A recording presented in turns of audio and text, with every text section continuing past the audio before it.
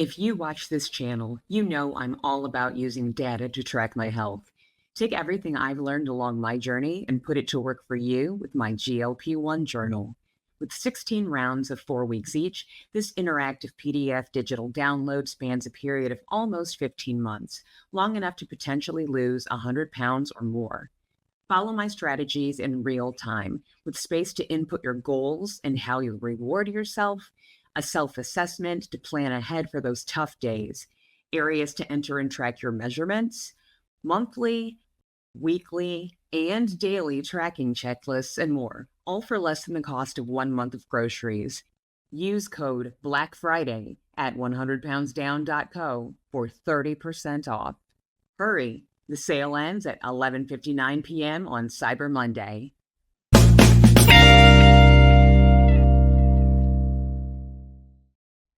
Welcome back to 100 Pounds Down, where we preach the gospel of GLP-1 and the word is good. I'm Kristen DiBiase, and after a lifetime of struggling with obesity, I lost over 41% of my body weight on tirzepatide, also known as Mounjaro and Zepbound, and I'm never going back. If you've been considering anti-obesity medications like these, Ozempic or Wegovy, you're already in the middle of your journey, or you're getting close to that maintenance phase and wondering, what comes next? Bring it in. Well, hey everybody. This video took a lot of time and effort in terms of the research, the recording, the re-research, and the re-recording, given that information kept changing almost every day or so. It also didn't help that I am extremely sick right now. I don't know if you can tell from how my voice sounds, but I caught something while I was traveling and it has left me really run down. So I'm going to do my level best here. This video is going to explore what an impending Trump presidency means for people who use GLP-1 medications. Before I begin, I want to talk about some rules of engagement. This isn't a political channel. I've been very deliberate in not bringing politics or overly polarizing subject matter into this space because honestly, this is one of the very few places in my life that I don't have to deal with that. So much of my everyday job involves me educating people about and advocating for people who have suffered under the systems that make our society run. And doing that work is about to become multitudes more uncomfortable and possibly dangerous for me. This has been one place where I can mostly escape from all of that daily stress and just talk about something that I'm really interested in that's been life-changing for me and a lot of other people. I would really like to keep it that way. So please be civil and respectful in my comment section.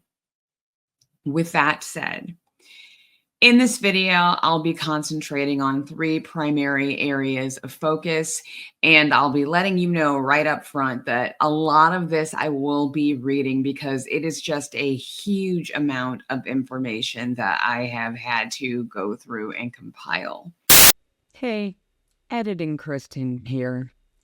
So this took so long, it ended up being about 2 hours long. So I decided that I would turn it into 2 separate videos. So the 3 areas I'll really be focusing on are relevant major priorities outlined in Project 2025, high-level leadership picks and their potential impacts, and the Trump tariffs. If you want to read about Project 2025 directly from its authors, I've put a link to their official website in this description and in the comments. To read the plan, which is in a PDF format, they ask you to give out your contact information. So if you don't want to do that, I've also put a link that takes you directly to that PDF of the plan without having to share your contact information. So we'll actually start with the tariffs first because that's the shortest portion and the one that I'll be explaining the least. If you want a deeper understanding of tariffs and the trade history between the United States and China, I've put some links in the description and the comments. So, what are tariffs exactly? Put really simply, tariffs are a way for one country to charge another country for the import of any material goods that come into the country from that external country. It's basically a tax of sorts. The reason that countries use tariffs is generally to either send a message to other countries or to try to use their influence to get another country to commit to or change certain behaviors. That's a really simple explanation of what tariffs are for. So, generally speaking, when we talk about what happened the last time that Trump was president, Trump put into place 20% tariffs against China in order to strong arm China into making deals. Now, the direct result of what he did was that China then essentially retaliated and put tariffs on us in response. Now, a tariff essentially is a tax that is just lopped on top of whatever it already costs someone to contract with any seller outside of the United States. The impact that tariffs generally have on the United States, if they are put in place, is fairly large because we are a global society. The United States has had multiple trade partners in countries all over the world for a very long time. And because we are a global society, we get a lot of products from outside of the United States. Something that's important to note is that the vast majority of the tariffs that Trump put in place the last time he was in office were actually kept in place by Biden when Biden came into office. As I said before, China retaliated and placed tariffs on products that were coming into China from the United States as well.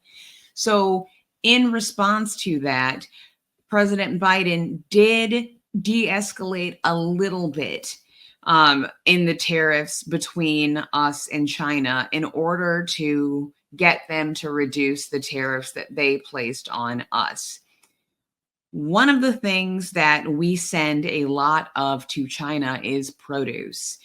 In particular, we send quite a lot of soybeans to China, which there's a whole other area that I just don't have the time and energy to get into, and it's really not on point for what we are talking about here on this channel. But farm subsidies, that's like a whole like kit and caboodle of other issues that then come into play when we talk about subsidies and all kinds of things. But just for simple information here, know that we send a lot of products to other places in the world, as well as importing things from other places in the world here to the United States. So it really was in our best interest to not be in an escalating tariff beef with China. So that's what happened previously. Now, what's going on right now? What might happen this time? First off, President Trump has already said that he is thinking about putting a 60% tariff in place across the board for anything that is imported from China. This is 3 times the amount of the tariff that he put in place the last time he was in office.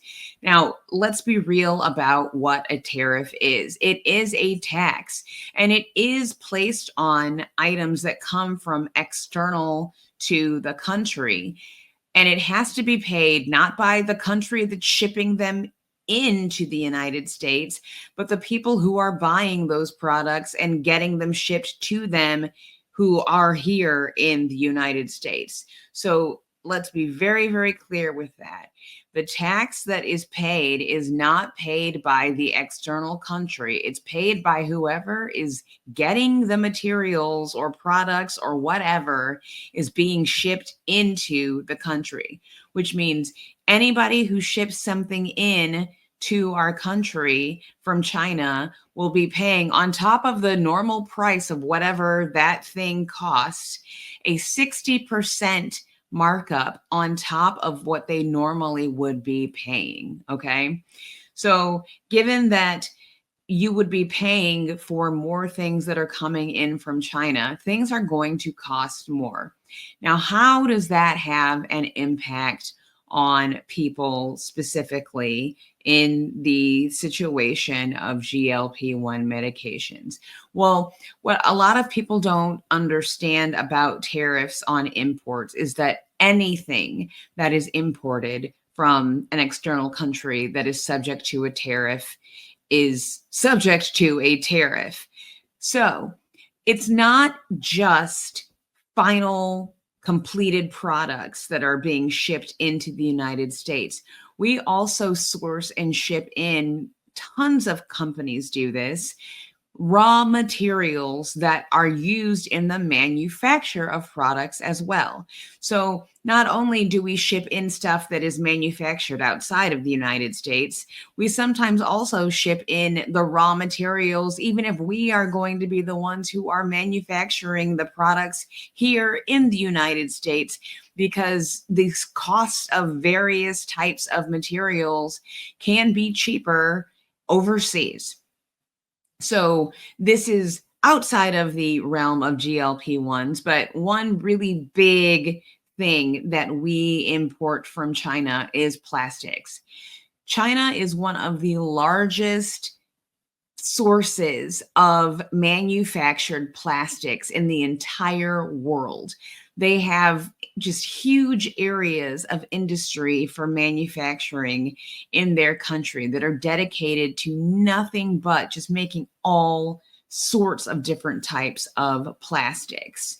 When we talk about different types of plastics, you know how we talk about recycling, right? And if you've ever looked closely on some type of plastic, it has different numbers on it, right? Well, that's because depending on how it was made and the thickness or the structure molecularly of what this plastic is, there are different types of plastic. They have different consistencies. They have different levels of hardness. There's all kinds of science around plastics. Plastic is one of the most innovative inventions ever in the history of the world. But China is honestly like the leader in plastic manufacturing, like in the entire world. They manufacture all kinds of plastics. So a lot of companies will import their plastics from China. It is just cheaper and easier to have plastics fabricated in China. Another thing that has for a very long time been sourced from China the most is certain types of microprocessing chips. For folks who are unaware, we have been in a big race to try to figure out how to limit our reliance on China for manufacturing of computer chips. If you all remember way back during the pandemic, do you remember when there was a huge backlog and slowdown in getting products because the whole world had shut down and manufacturing all over the world had also shut down? That caused a huge backlog in electronic products because there's a lot of electronics and the component parts for electronics that are made over in China. So I digress a little bit here just to give you that background, but just so you are aware of the reach of how far tariffs against China can go, there are all sorts of things that are made with component parts from China.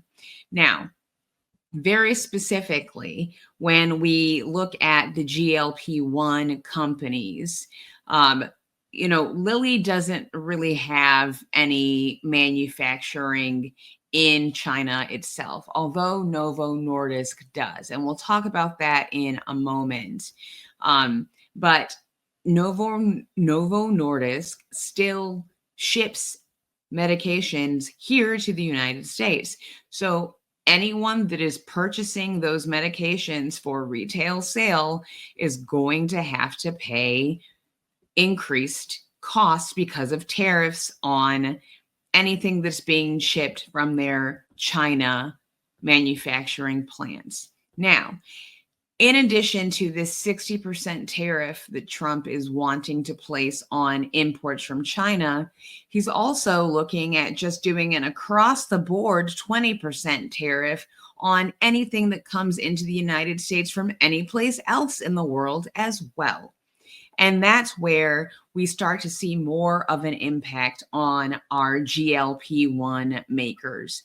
And there's more than just these two companies, Eli Lilly and Novo Nordisk, that are in the GLP-1 development game. But of course, right now, those are the two major players. So those are the two that I tend to focus on when I'm giving you all explanations and talking about what's going on in research and development. Now, most of Lilly and Novo's manufacturing plants are located outside of the United States in different countries, with the largest ones including Italy, France, Ireland, and Spain for Lilly, and for Novo, Brazil, Denmark, China, and France. Why this is, the strategic production mechanism is pretty common for all pharmaceutical companies. Pharmaceutical companies don't just sell in their own countries. The major players like Lilly, Novo, Pfizer, all kinds of places, they are selling their medications all over the world. We know this, of course, just, colloquially, because we have heard how less expensive the medications that we are purchasing as Americans cost when compared to how much people in other countries are paying for them. So we know that big pharma companies sell all over the world. So one of the reasons that big pharma companies do a lot of their production in different countries is because it just makes it easier for the shipping. The closer you can get your products to their ultimate end destinations, the easier it is to make sure that you are getting that product out there and that there are not shortages, and that it's easy and quick for people to be able to get their medicines. So the strategic production location thing, that is very, very common across the entire pharmaceutical industry. Now, the other major reason why Lilly, and this is where we'll be focusing specifically for this piece of things, because Novo they're a company that is in Denmark. Novo is not an American company. Lilly is. But Lilly still has more and the most of its manufacturing plants outside of the United States. And that is very specifically for tax reasons. For tax implication purposes, it is less expensive for Lilly to keep most of their manufacturing and a large part of some of their research and development outside of the United States, because they can, honestly, like most pharma companies in the United States, do that in such a way that they are able to take major tax breaks within the United States. As of right now, the majority of big pharma companies that are based in the United States pay more taxes to other countries than they do in the United States. Currently, and there is a link in the description and in the comments in that big paragraph of links, you can look and you can see just how little money pharmaceutical companies pay in taxes here in the United States. It's really pretty shocking, honestly, especially when you think about how much it costs for people in the United States to buy their prescriptions compared to every place else in the world. They are making so much money off of the people who they are selling their medications to here in the US. And yet, through creative tax, and all of this is completely legal, by the way, through the use of creative tax sheltering and offshore manufacturing, they hardly pay any tax at all in the grand scheme of things here in the US. So that is why most pharmaceutical companies don't have as large a presence in the United States when it comes to their manufacturing plants as they do outside of the United States. Now, what that means is that anything that has to be shipped into the United States, and it doesn't even matter if they are shipping from their own facilities outside of the United States, the tariffs still apply. That means that everything that they ship into the United States is going to have an extra markup of at least 20% on it if Trump does indeed put these tariffs in place. Now, what has Lilly been doing in anticipation of this? And to some extent, a little bit Novo as well. Lilly was already ramping up production by putting major amounts of money into US-based research and manufacturing plants here in the United States. So Eli Lilly is headquartered in Indianapolis, Indiana. They bought a medication manufacturing facility that already existed in Wisconsin. So they are immediately able to use that facility to start manufacturing their medications. They also built 2 brand new facilities here in the United States, both of which just recently opened. And these are honestly really kind of groundbreaking and interesting for them.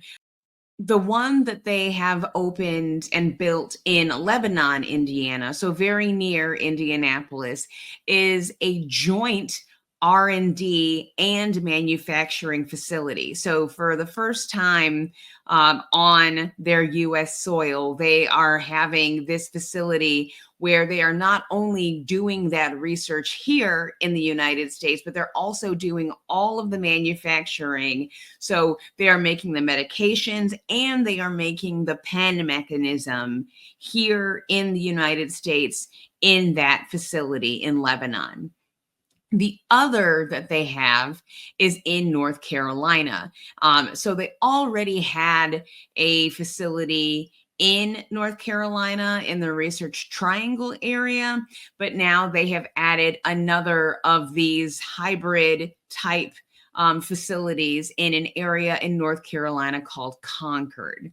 So they are bringing more and more on site in the United States R&D and manufacturing capability. Now, they were already doing this, but they were doing that in order to ramp up and really have better and quicker ability to fill and create their medications because of the shortages.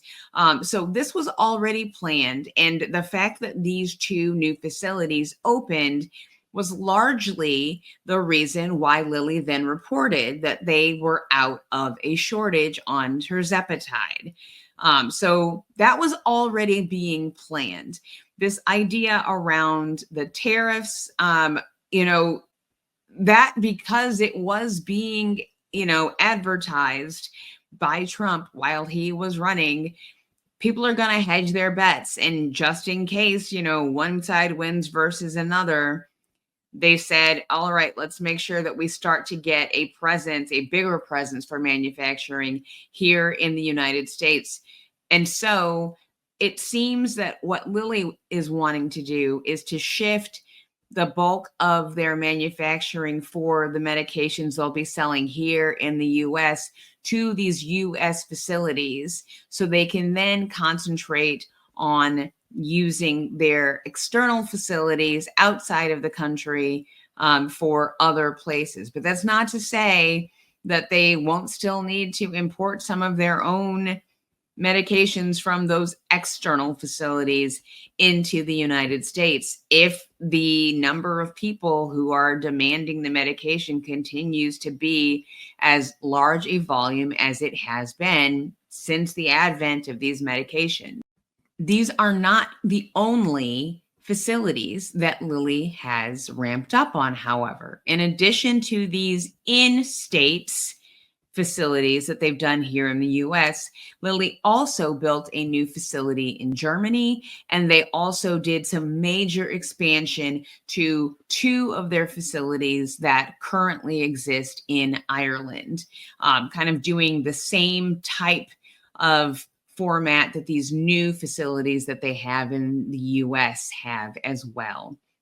Now, Novo has probably the smallest percentage of their R&D and manufacturing within all of the areas that they make their products in the United States, but they are starting to try to ramp up a bit more in the US within the one area where they do have a manufacturing plant in order to continue meeting demand for semaglutide. But we can see that if the numbers continue to go up, then Novo may be taking a hit on whatever they have to ship here into the United States from external if their in United States manufacturing facility is not able to fully keep up with the demand for Ozempic and Wegovy.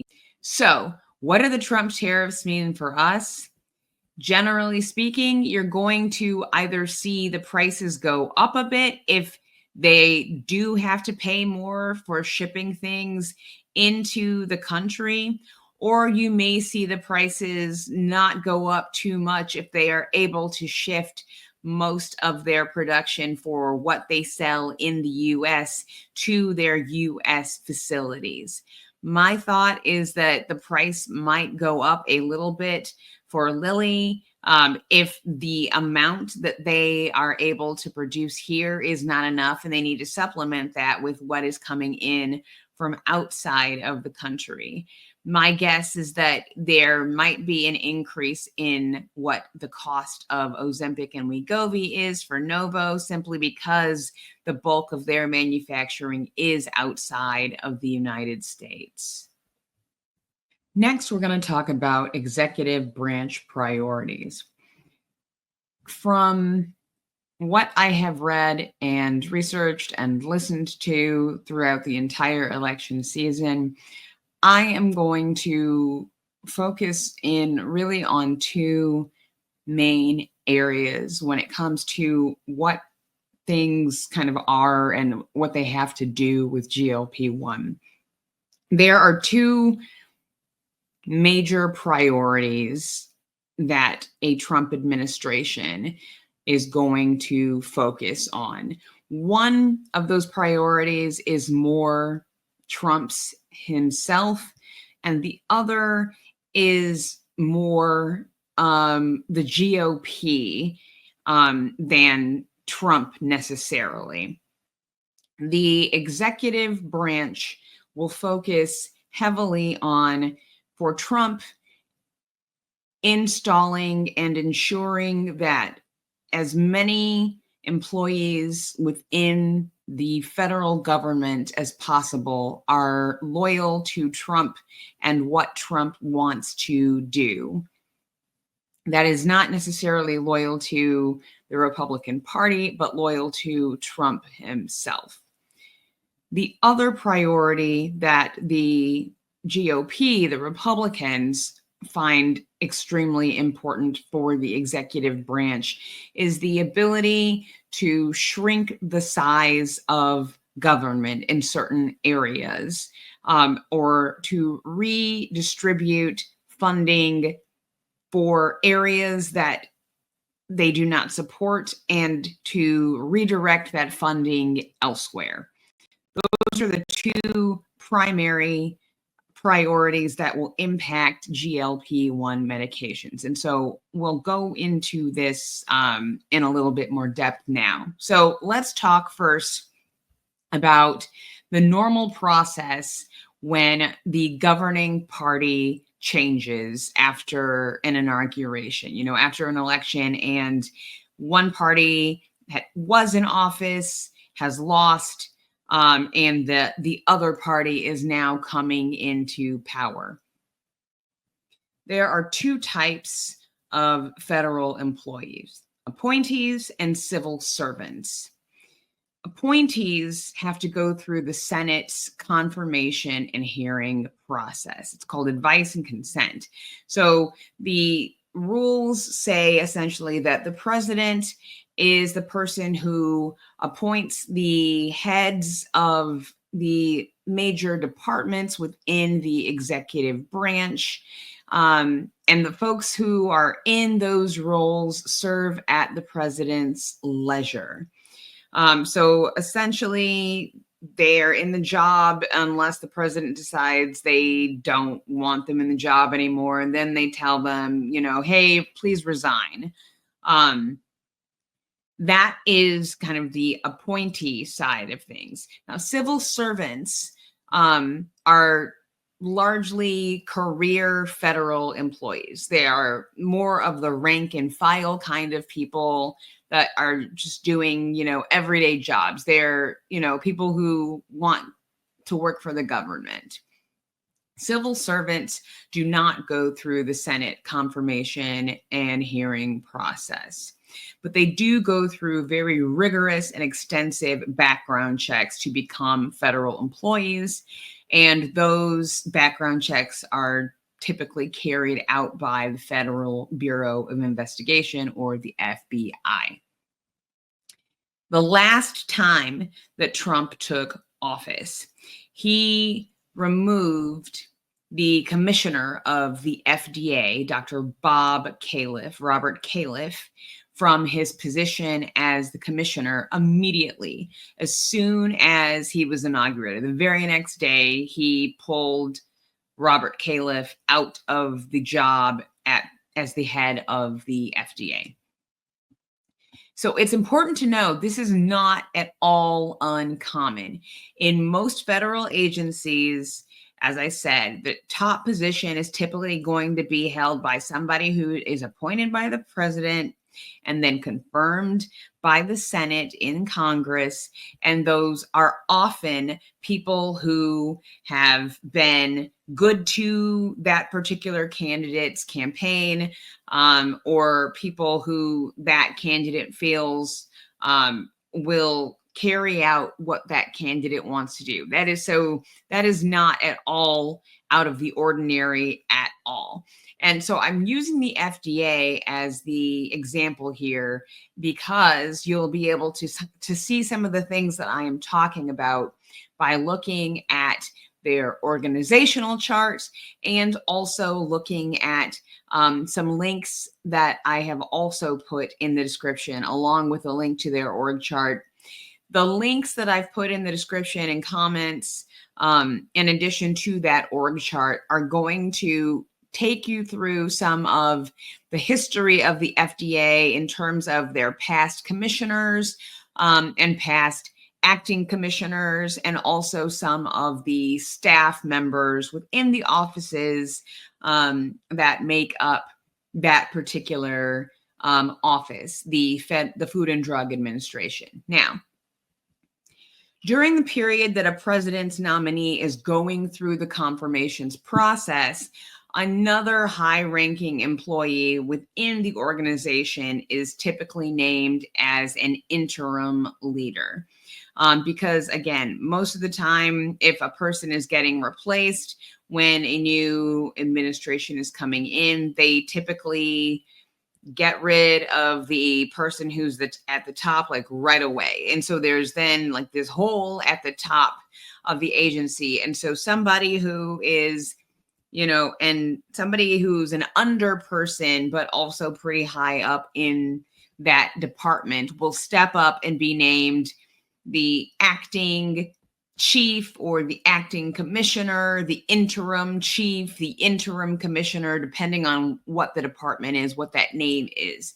So it's usually another person who is a high ranking administrator in that organization who is holding down the fort and taking the reins until the person that the president wants to be the new head of that department can make it through the Senate confirmation process. Within the FDA, this position is called the acting commissioner of the FDA.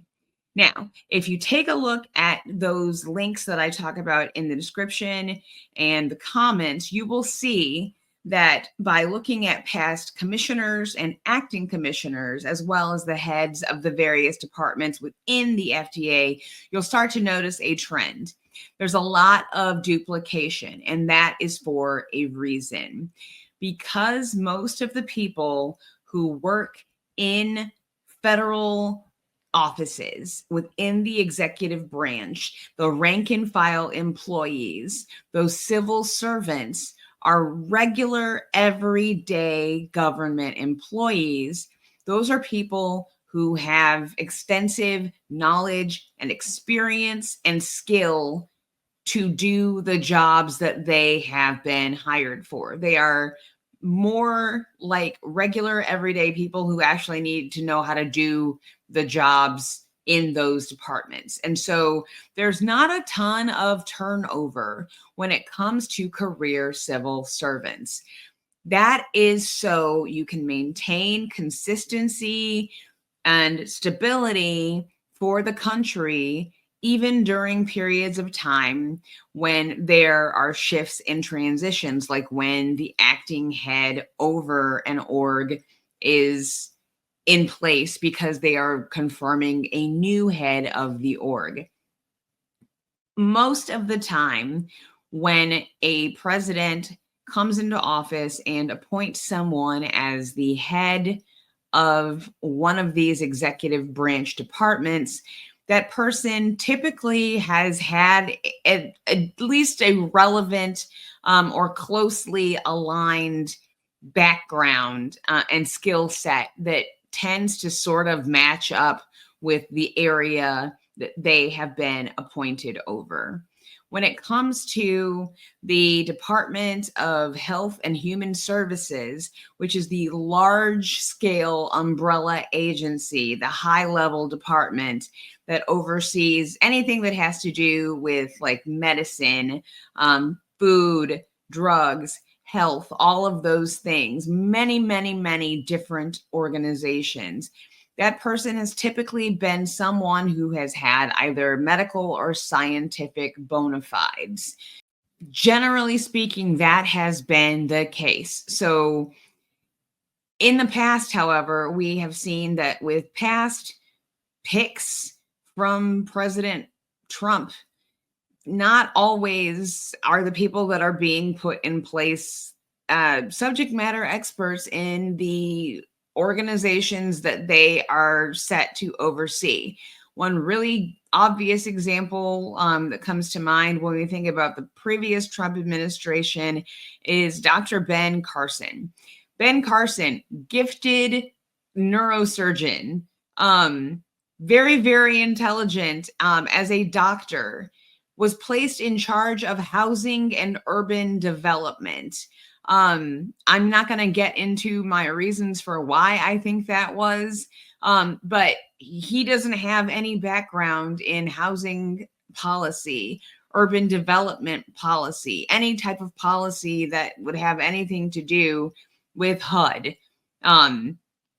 So that's what has happened in the past. And this time we see that in this particular area, Trump is going to be appointing as the head of Health and Human Services, as that secretary, RFK. Now, we will get into the many, many different things about RFK and other appointees in a few minutes from now, but let me continue down this explanation of the concept of the policy for loyalists. So one of the things that happened last time is that shortly before he was about to leave office, Trump instituted an executive order on Schedule F. I've put links in the description and the comments that give you more information about this, but the very short explanation here is basically what Schedule F was an executive order that said everything that I just explained to you, the difference between federal appointees and civil servants, was going to be kind of erased. It essentially said, okay, anybody who has any kind of work that's kind of important at all within the federal government, we're actually going to reclassify all of those people to be federal appointees. They are no longer going to be civil servants.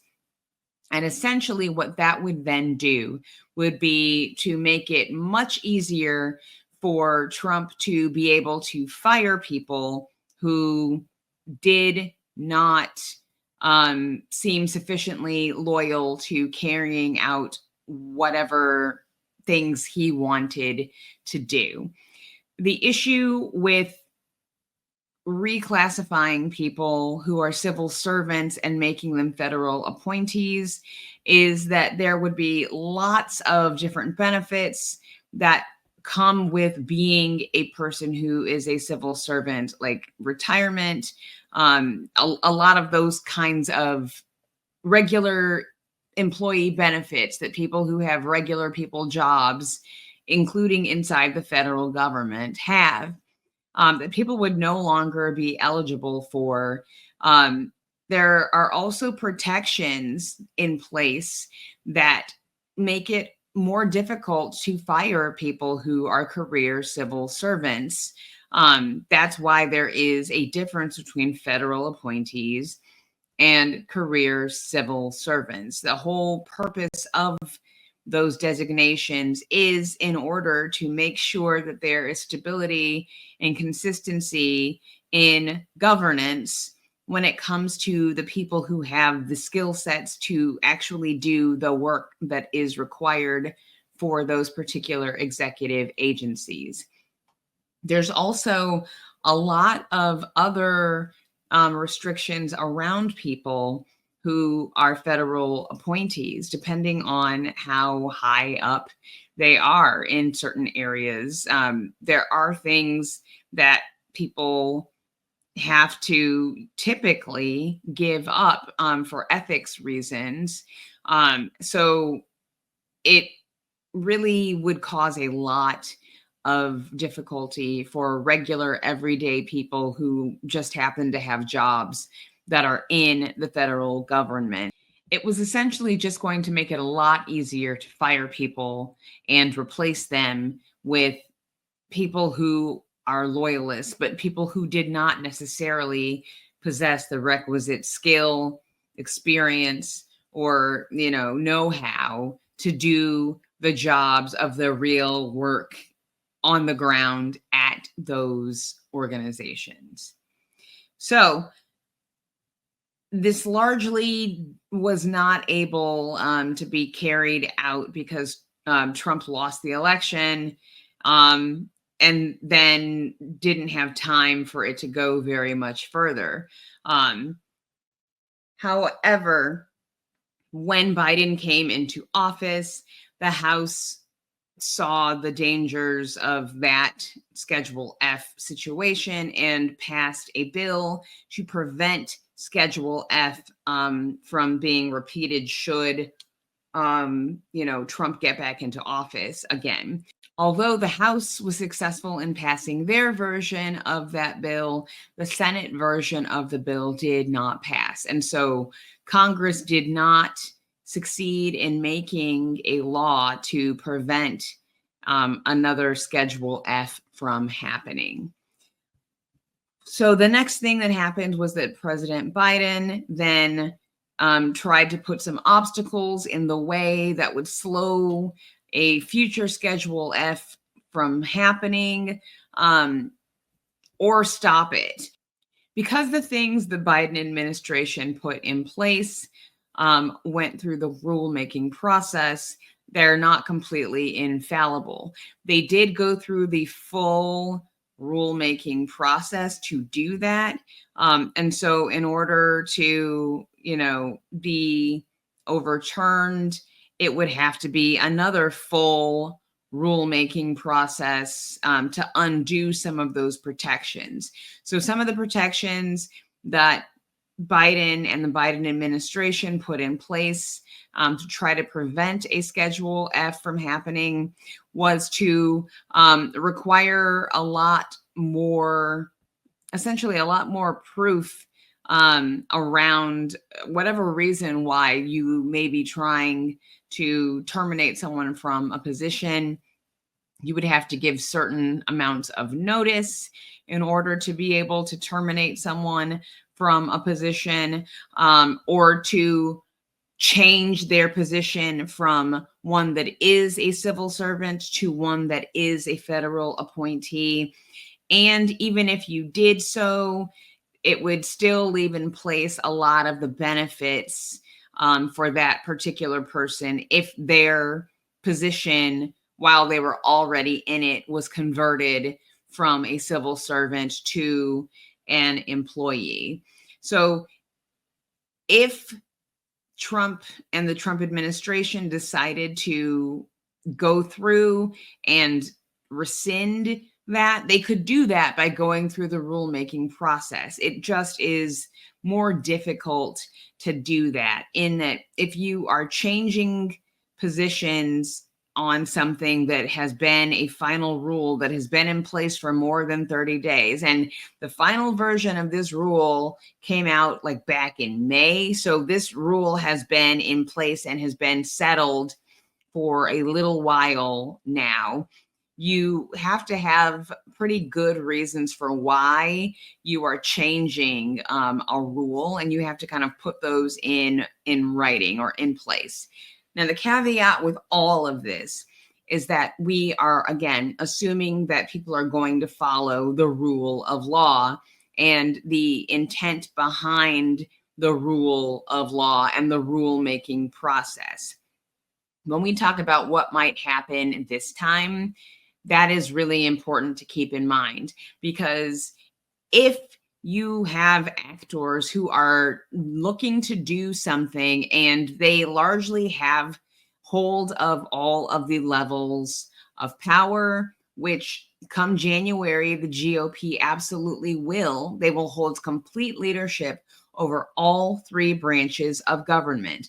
They will hold the executive branch because they have the presidency. They will have the entirety of the legislative branch because they will hold both the majority in the House and in the Senate, which means they have all of Congress. And they also have a majority of 6 out of the 9 justices on the Supreme Court who are conservative leaning. So they have all three branches of power here. When you hold all three branches of power, it makes things much easier to get done in most situations. Now, come January, when that happens, the Trump administration, they do plan to try to revive that executive order to start up Schedule F again. They can go through the process of rulemaking to try to undo those additional rules that Biden and the Biden administration did to kind of shore up people who are in the civil service and prevent them from losing their jobs. But there are lots of things that could go awry in that sense. Number one, even if they did it out of order, they didn't go through the correct rulemaking process and all of those things, nothing stops them from doing that except for people filing lawsuits. And if you file a lawsuit, you're going through the legal process, you're going through the courts. And however the courts end up, there's always the ability, if you are coming out of a regular trial court, to go for an appeal. And if that appeal goes a certain way and one side disagrees, they can also appeal to the next level. And so eventually, if this goes that far, maybe it gets to the Supreme Court, which we know and have seen in the last several years has made very blatantly pro-GOP, pro-Trump rulings because they are now a majority conservative. So there's the possibility that although it might be a longer and more protracted battle, that ultimately at the end of it, that Trump could be successful in doing these things, even though there are rules in place, because it doesn't really matter what the rules say if you are the ones who are in control of the referees who decide how the rules apply and interpret what the rules are. The other thing is that something that people have not really been as focused on, but is absolutely a part of the Project 2025 agenda, is the fact that Project 2025 has been compiling a dossier of people who could be hired for positions across the federal government. So not only is this clean out of career civil servants who are people who have the actual skill sets necessary to run these agencies and who are on both sides of the political aisle here in the United States. There are plenty of people who have served in the federal government as civil servants who are conservatives and who are liberals, and who have kept their jobs and continue doing their work like normal every day, regardless of what party was in power. And that, again, is why it's so important to have people who are skilled and trained in those disciplines, who are the people that are doing the civil servant, everyday federal government worker part of the job in the federal government, not just people who are hired and put in because they are loyalists to whomever is at the top. When loyalty is more important than having actual skills to be able to do that work, that can be very scary. So I tell you all of that in order to give you the background. That is the first piece of these major priorities within Project 2025. It is very much that piece that is tied to getting people in who are loyal, more importantly than people who are necessarily skilled at the technical and substantive work of what is being done. Now, the second piece that we talked about that the GOP is the ones that are more focused on is this idea of contracting the size of the federal government in certain places. Now, for this, we will talk about DOGE, which I, honest to God, am just annoyed that I have to talk about at all. As you recall, when I first started talking about this section, we talked about federal appointees and civil servants. Well, Elon Musk and Vivek Ramaswamy are going to be neither of those. Elon Musk and Vivek Ramaswamy are going to be running a Department of Governmental Efficiency from outside of the federal government, because they then don't have to go through any of the vetting processes that a normal federal appointee would have to go through. They don't have to be appointed by the president and then approved by the Senate. They can just be this kind of external outside think tank that kind of tells people from the outside what is going to be done. And then they're able to continue having all of the conflicts of interest that are inherent in the roles that they currently serve and the relationships that they currently have. I will not get into the vagaries of discussing either of these gentlemen in much detail, but I will focus more on the specifics around what I do think would impact GLP-1. Elon and Vivek want to cut the national budget by a third, and they've warned all of us that we will have to go through some hard times. Now, given the fact that Elon is literally the richest man in the entire world, I highly doubt that he will be feeling even a modicum of the pain or hard times that he has promised that the rest of us will have to go through in order to get to something better and a more efficient government. But that is beside the point. What they want to do as a starting point to get to cutting literally a third of our national deficit, which is in the trillions of dollars, is to just automatically cut funding for any expired authorizations that are still being funded. So let me explain what that is. There, again, are links in the description and in the comments where you can see a opinion letter that Elon and Vivek wrote together and submitted as an opinion letter for the Wall Street Journal. Be careful in reading it. It is opinion. There's a lot of things in there that I kind of just categorically disagree with. And I don't mean in terms of like how I feel about them. I mean in terms of they're kind of mischaracterizing the way that certain legal cases have come out and the breadth of how some of those cases apply. There's also a lot of just opinion in there that I don't think is necessarily proven. So you can see what they have to say for yourselves, but please keep in mind that it is an opinion, which means that whatever they've written is not being fact checked. It's just what they feel like writing. So this idea of expired authorizations, the Congress goes through and they make laws in order to get things done.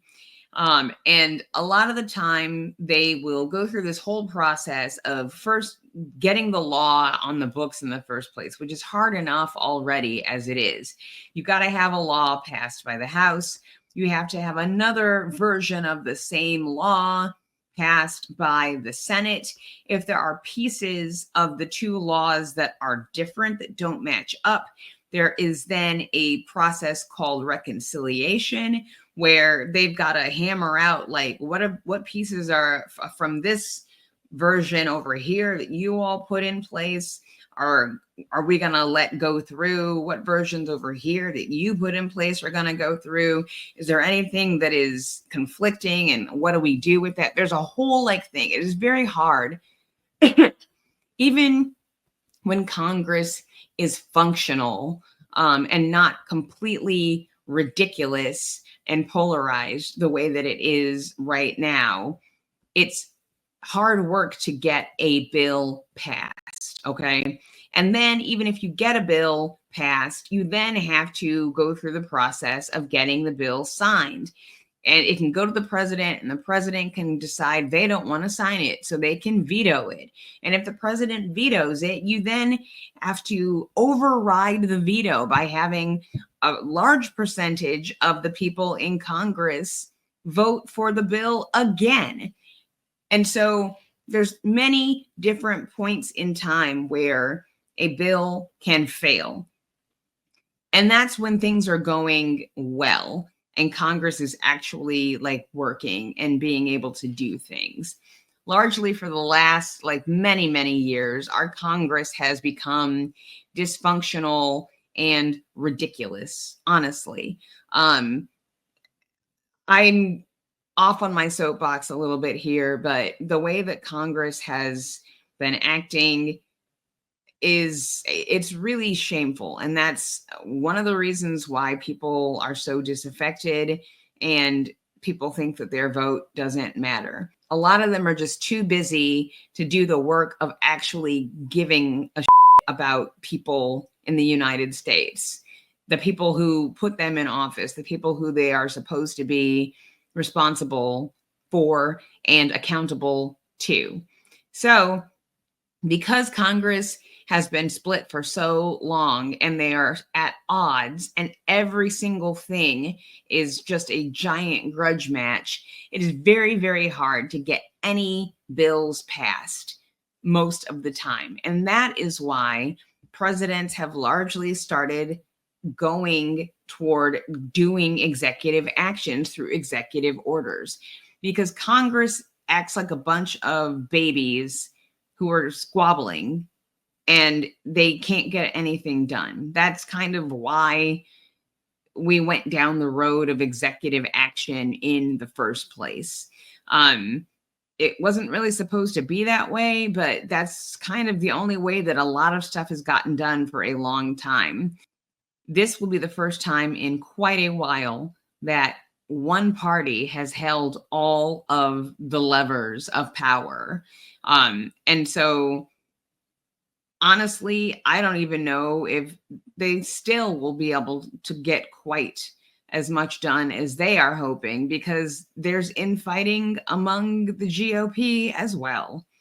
So having said that, when Congress is actually working decently and not constantly in some little snit and fighting and constantly having to run out the clock on whether or not we're going to fund stuff and keep the government running, which seems like every 5 minutes nowadays. If we were assuming that things were going well, they would pass a bill to do something, but they would also then sometimes pass another bill that is the bill, an appropriations bill, the bill that gives the money that is used to carry out the other law that was passed. So you've got one bill to kind of create the law and another bill to fund whatever that law that you passed is designed to do. That would be, especially given how Congress works nowadays, or doesn't work, so to speak, really, really hard if you had to constantly be reauthorizing, like kind of doing that initial bill over and over again. Okay, so these authorizations might be only done one time, but there's more than one way to fund appropriations for things. Just because a bill hasn't been reauthorized again does not mean that Congress no longer wants that bill. In order to make it easier, there's basically two ways you can do it. You can reauthorize the bill and then authorize the funding, or you can just keep funding it every year. If it's a line item in the big appropriations bill, the big budget bill that goes before the president after Congress hammers out what they're going to spend money on every year, that's enough. So the fact that an authorization has expired doesn't really actually mean anything if Congress has continued every year putting money toward whatever that thing was that they originally authorized in the authorization bill. So that's a kind of huge thing. Like, this expiration of these authorizations doesn't mean anything. And there's a lot of different areas within there that Congress is very clearly still paying for. Now, the area that I will touch on within this is one of the largest areas is the Veterans Healthcare Bill. I don't think it would be very great if veterans didn't have their health care. And that was one of the things that was just immediately cut because it has an expired authorization. The other thing that Elon and Vivek talk about doing is essentially stripping down as many government organizations as possible within the executive branch to the bare minimum necessary level of employment.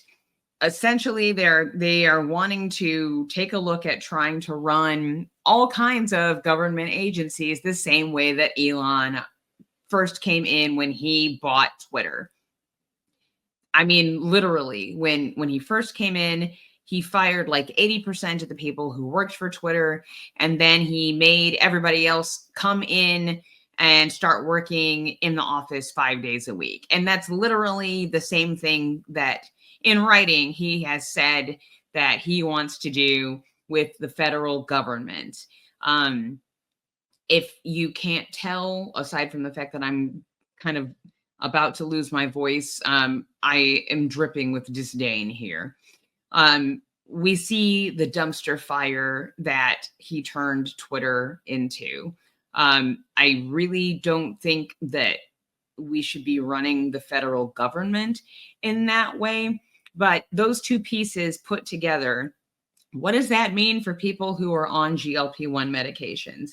Well, if he is thinking that we should only employ the absolute bare minimum number of people necessary to staff the federal government, that is going to result in a massive government slowdown in everything.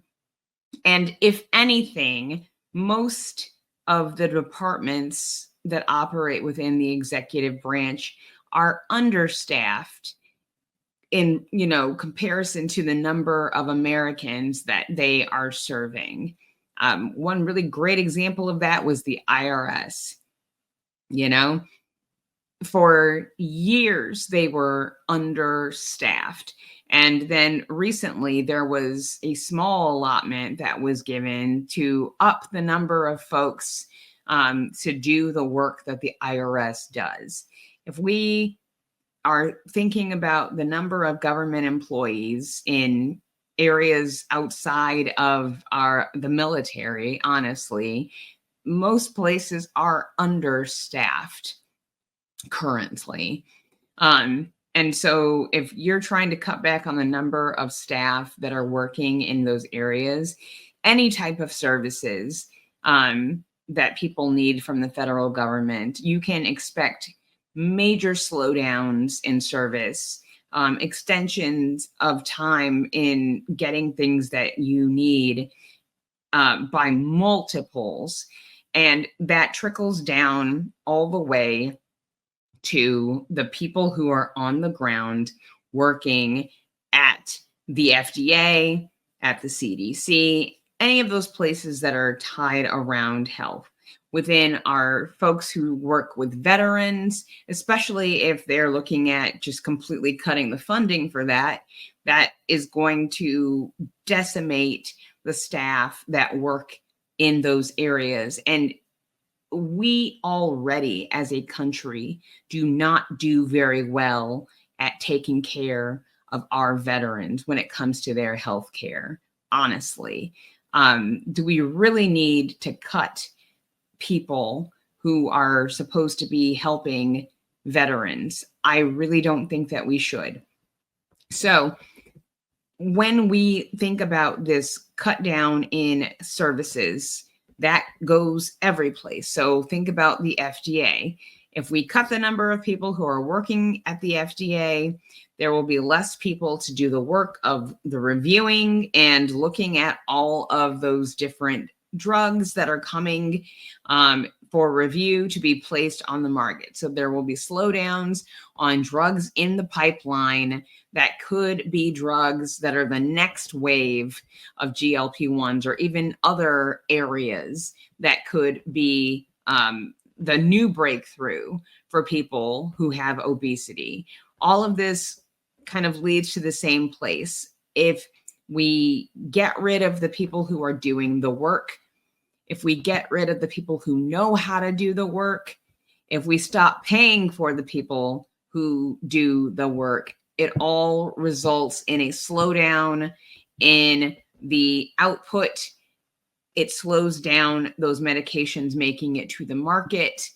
It slows down competition between different companies, even during the process and the point in time where they're still patented. But if there are different competitors that are out there with competing drugs, people have to compete on price to some extent. If you've got a drug that it's been shown can do just as well as Eli Lilly's version of this medication, now Lilly has to maybe come to the table and drop their prices a little bit more. All of these things come together.